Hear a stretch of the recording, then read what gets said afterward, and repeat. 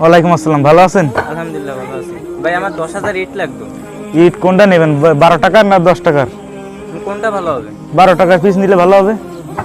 তাহলে ভাই 12 টাকার যে ইটটা আছে সেটা আমার বাসার সামনে 10,000 ইট রেখে দিয়েছেন, কালকের মধ্যে লাগবে আর কি। আচ্ছা, এই তো একটু পরে দিয়ে দিবানি। আচ্ছা ভাই, পাঠাই তাহলে দিয়ে দিবানি। দিন। আচ্ছা, আসসালামু আলাইকুম। ইরান,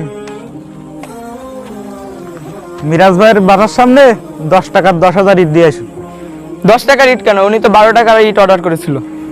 তোরা তো কথা বলিস কেন? তোরা যা বলছি তুই তাই কর। জি ভাই। আজকে 10 টাকার ইট 12 টাকায় বিক্রি করে ভালোই লাভ হলো। হঠাৎ বাড়ি থেকে ফোন। হ্যালো, কি বাড়ি থেকে সব টাকা চুরি হয়ে গেছে? আমি আসতেছি। প্রিয় নবী হজরত মুহাম্মদ সাল্লাল্লাহু আলাইহি ওয়াসাল্লাম বলেন, কেউ অন্যের ক্ষতি করলে আল্লাহ তার ক্ষতি সাধন করবেন। কেউ অযৌক্তিকভাবে কারো বিরোধিতা করলে আল্লাহ তার বিরোধিতা হবেন।